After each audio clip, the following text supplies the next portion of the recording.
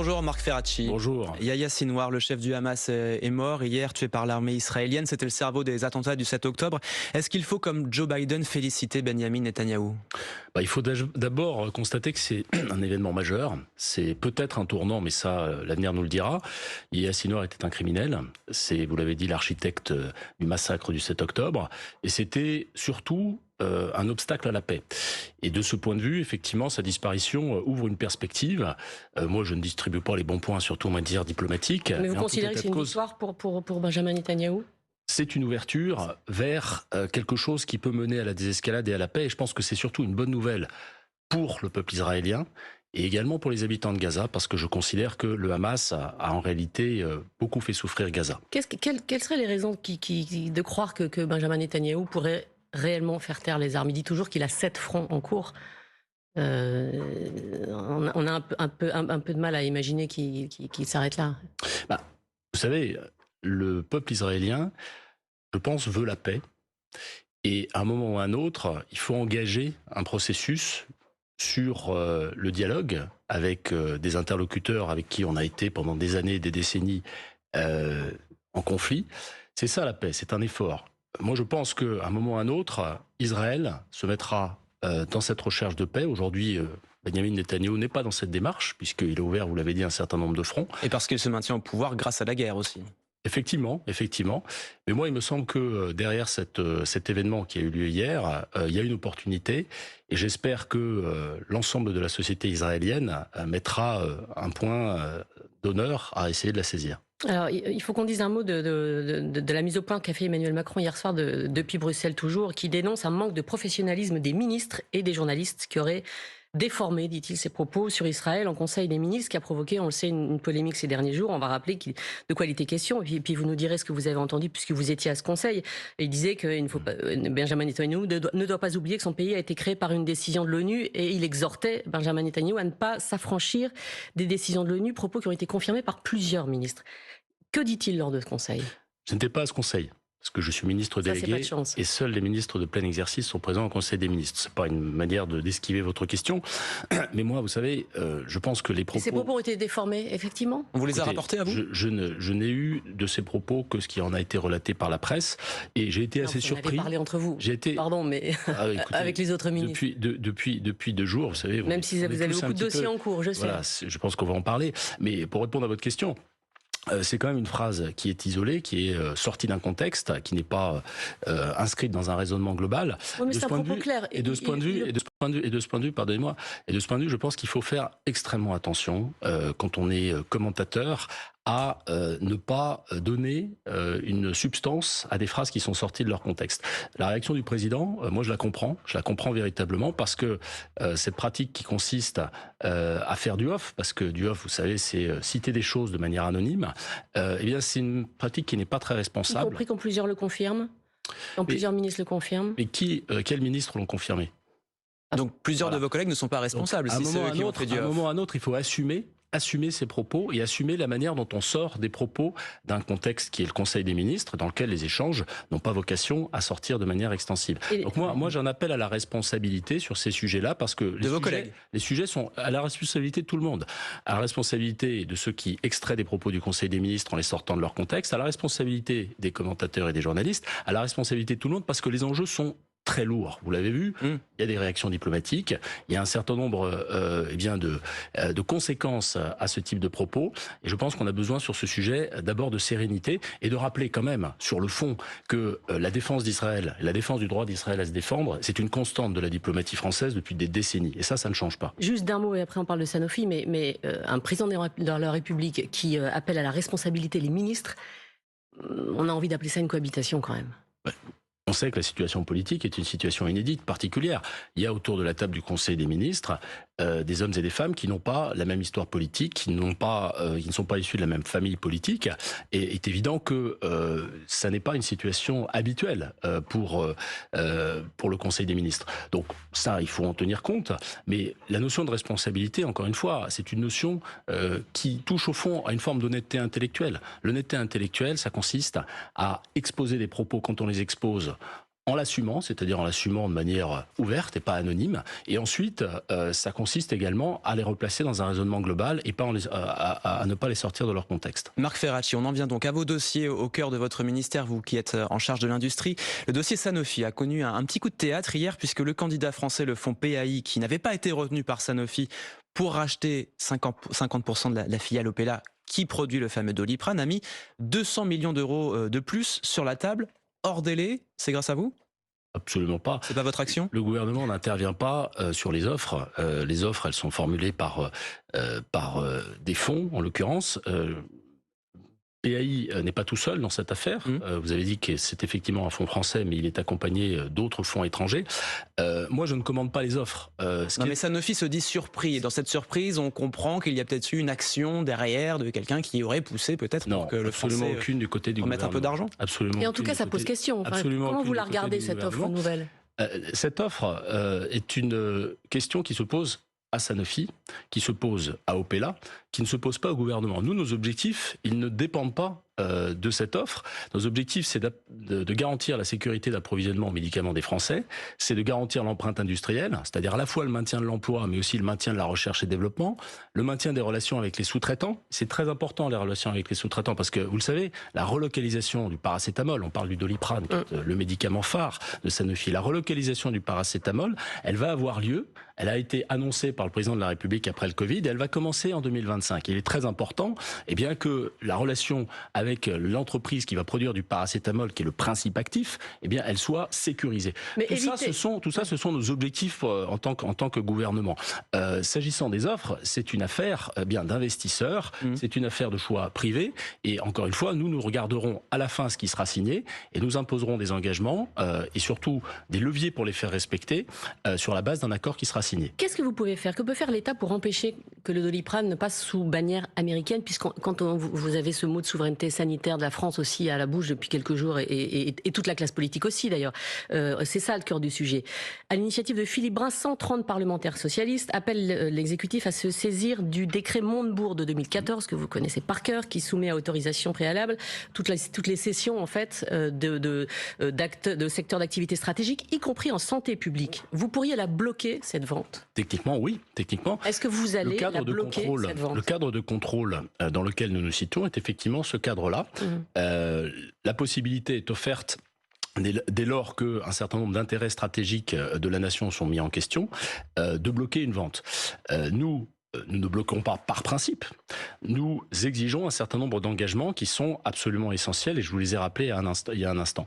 Ce qui est important, c'est de faire en sorte que ces engagements ils soient respectés. Et moi, je suis d'abord soucieux que les engagements soient des engagements écrits, et pas simplement des engagements oraux des dirigeants de Sanofi et d'Opella. Et puis, plus généralement, je suis soucieux que des leviers existent. Parmi ces leviers, il y a d'abord le fait, effectivement, en cas d'engagement insuffisant, de pouvoir bloquer la vente. C'est une possibilité technique, donc rien n'est exclu à cet égard. Il y a le fait d'inscrire dans l'accord des sanctions en particulier pécuniaires, et ça aussi, ça fera partie de l'accord qui sera négocié et signé, sans lequel Pardon, mais sanctions si quoi ? Engagement à quoi ? Sanctions si des engagements sur le maintien de l'emploi, par exemple, ne sont pas respectés, si des engagements sur le maintien de la R&D en France ne sont pas respectés, si des engagements sur les volumes produits ne sont pas respectés, tout ça, ça peut faire partie d'un accord, et ça a vocation à faire partie d'un accord. Donc pour qu'on soit clair, vous mettez des objectifs et vous dites, si ces objectifs ne sont pas respectés au bout de je ne sais pas combien d'années, sanctions. Ça fait également partie de l'accord que de fixer des délais durant lesquels les engagements sont valables. Ça n'avait pas fait peur à ArcelorMittal à l'époque, hein. Oui, mais vous savez, chaque dossier d'abord est différent, et ensuite, le contexte, vous le voyez, et d'ailleurs la raison pour laquelle nous en discutons, c'est que le contexte est un contexte extrêmement symbolique, dans lequel il y a beaucoup d'investissements politiques, et dans lequel nous nous devons, nous en tant que gouvernement, d'être très exigeants sur les engagements, et aussi sur les leviers pour les faire respecter, et donc sur les sanctions. Vous parliez d'engagement et de contrepartie. Qu'il n'y ait pas de contrepartie à ce fameux crédit impôt recherche qui fait débat pour d'autres raisons, mais Sanofi en a reçu un peu plus d'1 milliard en 10 ans. C'est un rapport du Sénat du début de l'année de la sénatrice communiste Laurence Cohen. Ils font aujourd'hui, la filiale Opella fait 6,3% de croissance, fait 5 milliards de chiffre d'affaires. Ça pose question quand même, non? Est-ce qu'il ne faut pas des contreparties, et notamment en termes de maintien en France, et puis je ne sais pas, au nom de la souveraineté nationale, de maintien dans le giron français? Alors, d'abord, la première des contreparties aux aides comme celle que vous venez d'indiquer, le crédit impôt recherche, c'est de consentir des investissements en matière de R&D. Et donc, il y a quelque chose qui est mesurable, qui est quantifiable. Ce sont les investissements qui sont consentis. Ensuite, moi, je vais vous dire, j'assume d'aider les entreprises, et en particulier les entreprises industrielles, à se développer. Parce que tous nos concurrents le font. Et le font parfois de manière beaucoup plus massive que nous. Ils le font depuis des années. Nous avons engagé depuis maintenant 7 ans un processus qui a amené à la réindustrialisation, qui a amené au retour de l'emploi industriel en France. On crée des emplois alors qu'on en détruisait. On rouvre des sites alors qu'on en fermait de manière nette. Et donc, à un moment ou à un autre, il faut savoir ce qu'on veut. Nous, ce que nous souhaitons, c'est tenir au fond 2 objectifs, protéger l'emploi existant et la recherche existante, et c'est ce que nous allons faire avec les engagements que nous allons demander à Sanofi, mais aussi faire en sorte que des emplois se créent dans les années et les mois prochains, faire en sorte que des investissements soient consentis, et donc on ne doit pas Là aussi, dissuader. avec des objectifs On ne doit pas dissuader. On ne doit pas dissuader. Je n'ai pas d'objectif à vous donner sur ce que va être l'investissement ou les investissements étrangers en France dans les prochaines années. Mais en tout cas, nous avons un cap. Ce cap, nous n'avons pas vocation à en dévier. Ce cap, c'est celui d'une politique favorable à l'offre, c'est celui d'une politique favorable aux investissements industriels. Et pour ça, je pense qu'il ne faut pas remettre en question un certain nombre de principes, parmi lesquels celui d'aider. Vous savez, il n'y a pas que des grandes entreprises qui bénéficient du crédit impôt recherche. Il y a aussi des PME, il y a aussi des ETI. Et donc, à un moment ou à un autre, il faut savoir quels objectifs on poursuit. Nous poursuivons un objectif qui est de créer de l'emploi dans ce pays et de l'emploi industriel en particulier. Pour terminer sur sur Sanofi, pardon, Marc Ferracci, est-ce que vous dites aujourd'hui, justement, à Sanofi, l'offre de PAI est à étudier, à reconsidérer, et faites-le?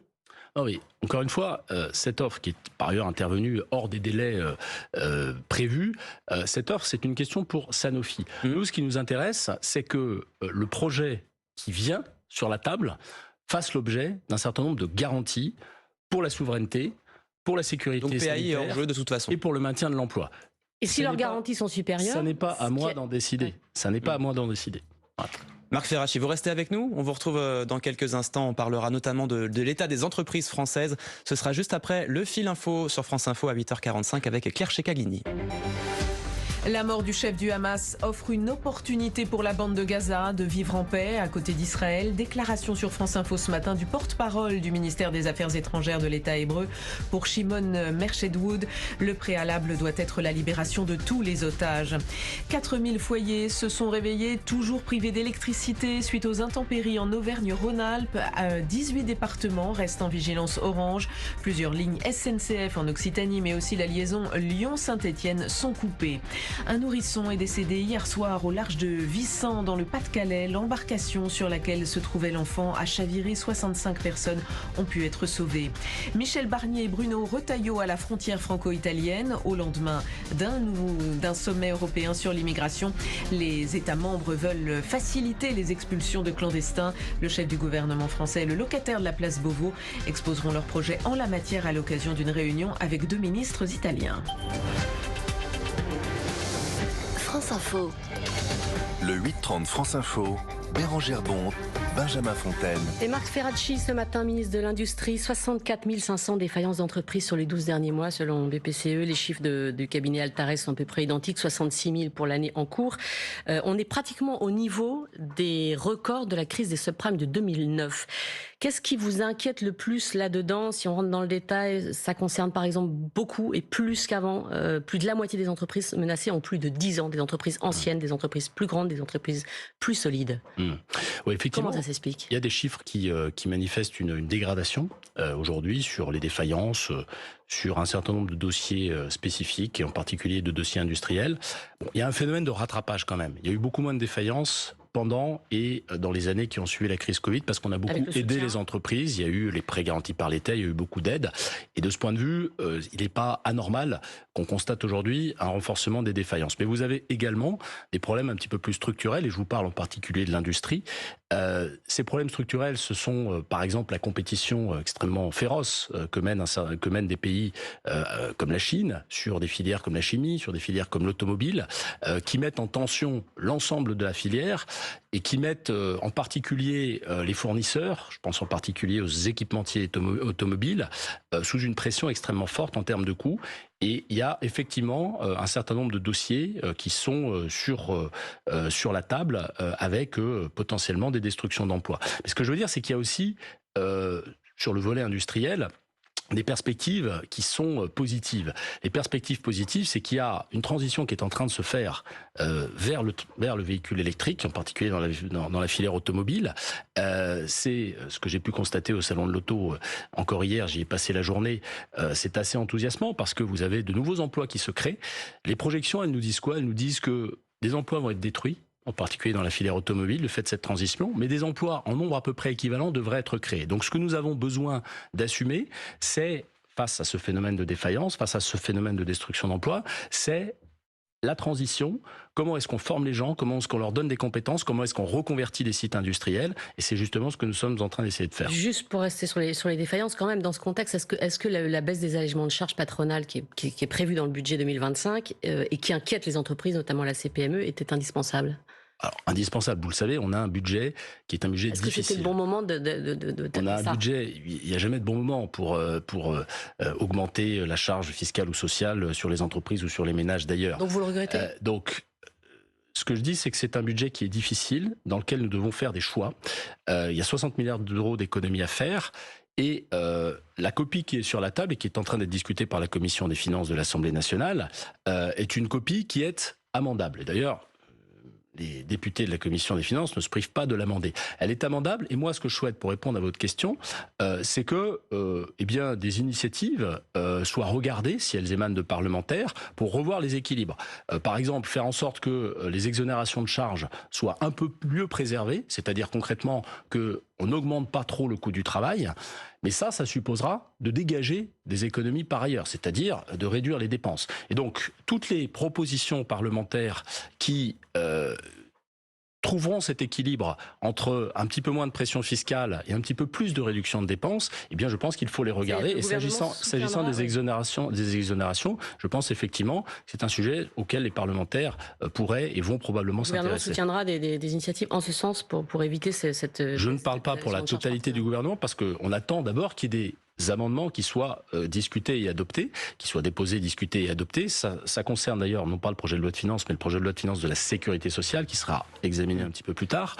Et donc, nous allons regarder. En tout état de cause, le principe selon lequel il faut défendre la compétitivité de nos entreprises et en particulier industrielles, et le coût du travail est un élément de cette compétitivité, c'est un principe que moi je défends évidemment. En tout cas, le budget continue d'être examiné par les députés de la Commission des finances à l'Assemblée avant les débats lundi, justement dans l'hémicycle. Ces députés, ils ont supprimé hier soir le renforcement du malus auto sur les émissions de CO2. Est-ce qu'ils ont raison?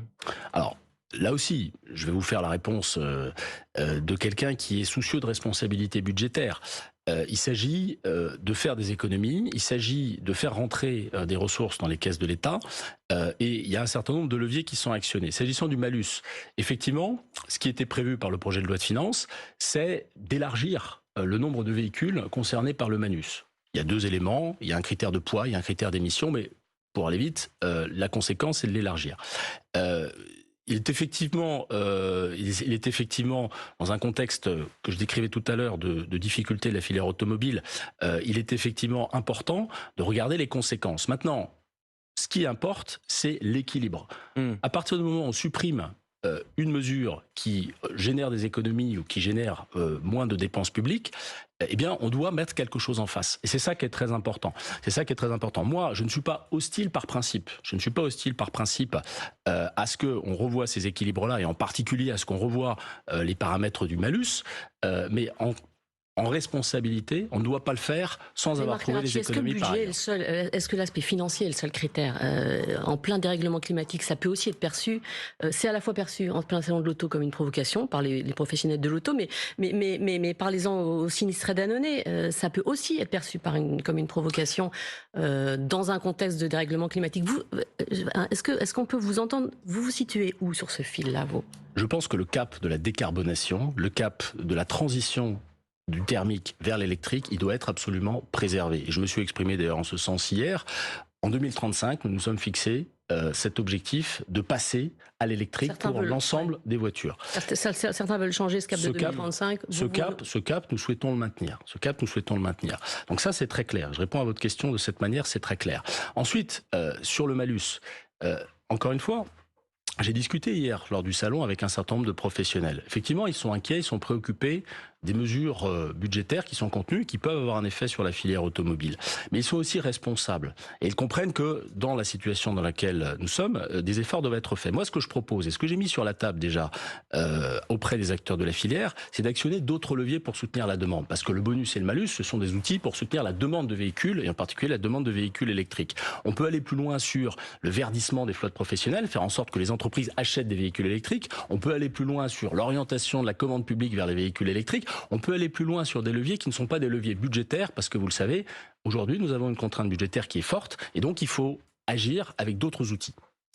Puisqu'on parle de budget et des discussions qui sont en cours à la Commission, hier les députés ont aussi adopté un amendement pour créer une taxe kilométrique pour intégrer finalement le coût écologique dans les produits importés. C'est une proposition de la gauche avec le soutien du RN.